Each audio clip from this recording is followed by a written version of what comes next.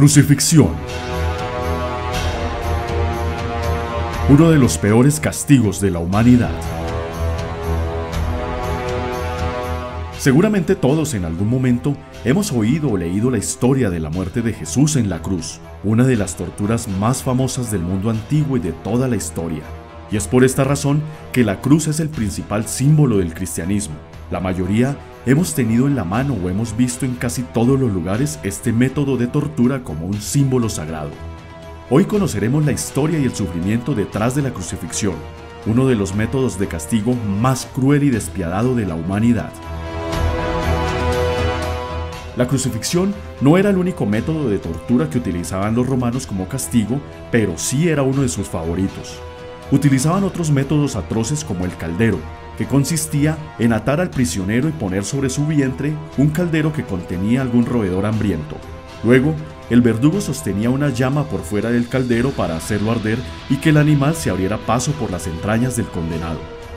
Se sabe que el emperador Tiberio invitaba a sus enemigos a beber vino y no permitía que sus copas nunca estuvieran vacías. Luego, les ataban el miembro fuertemente con una cuerda para que no pudieran orinar. Sus vejigas, incapaces de vaciarse, se inflamaban a tal punto de casi estallar, provocando un dolor insoportable. Y así fueron muchos los métodos de tortura y castigo utilizados por los antiguos romanos, pero hoy nos centraremos en la crucifixión.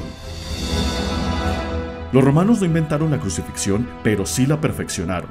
Los asirios y babilonios practicaban el empalamiento varios siglos antes de Cristo. De allí nace el prototipo para las futuras crucifixiones. Se cree que los persas fueron los que inventaron este atroz castigo. El primer registro histórico data del año 519 a.C., cuando el rey Darío I de Persia crucificó a 3.000 de sus enemigos políticos en Babilonia.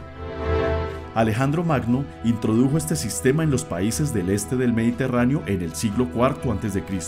Un registro dice que después del asedio en la ciudad de Tiro, en Fenicia, se crucificaron cerca de 2.000 supervivientes. En el siglo III a.C., los fenicios la introdujeron en Roma durante las guerras púnicas. Inicialmente los romanos castigaban a los esclavos desobedientes atándolos a los árboles baldíos y los azotaban hasta la muerte. Posteriormente, aprendieron la técnica de los cartagineses hasta perfeccionarla. Luego de la revuelta de esclavos liderada por Espartaco en el año 71 a.C., los romanos hicieron 6.000 prisioneros que fueron crucificados a lo largo de casi 200 kilómetros de camino entre Capua y Roma hasta que los buitres limpiaron sus huesos. Este castigo se consideró como la forma más humillante de morir.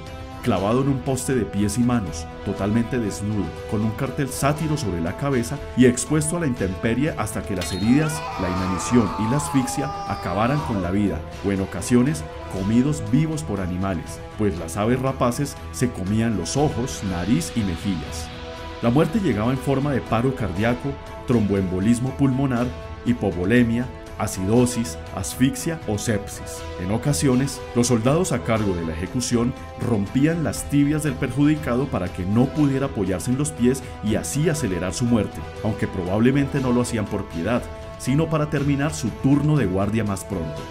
Algunos verdugos preferían crucificar a sus víctimas al revés, como en el caso de San Pedro tras la persecución de Nerón en el año 62. Era un castigo tan humillante que estaba prohibido para los ciudadanos romanos sin importar el delito. El castigo estaba destinado para esclavos, enemigos del Estado y personas consideradas por debajo de la dignidad romana. Los primeros castigos consistían solo en una estaca vertical, a la que los romanos llamaban crux simplex. Luego, se le añadió un travesaño de madera llamado patíbulo, que pesaba entre 50 y 70 kilogramos, y que el mismo reo debía cargar al lugar de ejecución para formar así una T. A esta cruz la llamaban crux comisa. Otras formas comunes de cruz eran en forma de X o de Y, pero la forma que todos conocemos y es famosa por representar la muerte de Cristo la llamaban crux imisa. Los clavos, que eran de 12.5 centímetros, eran atravesados en las muñecas, no en las manos, ya que si fueran atravesados en las manos, éstas se rasgarían con el propio peso del cuerpo. Los clavos ejercían mucha presión sobre los nervios, causando un dolor insoportable. Normalmente, los pies eran clavados uno encima del otro, pero habían ejecuciones donde los pies se clavaban a cada lado del poste. Las rodillas las dejaban ligeramente dobladas con el propósito de infligir más dolor. Todo el peso de la víctima se apoyaba en 3 clavos, lo cual hacía que el dolor se propagara por todo el cuerpo. Los brazos se estiraban de tal manera que causaban calambres y parálisis en los músculos del pecho, imposibilitando la respiración, a no ser que una parte del peso fuese soportada por los pies. Para poder respirar, la víctima tenía que empujar hacia arriba con los pies.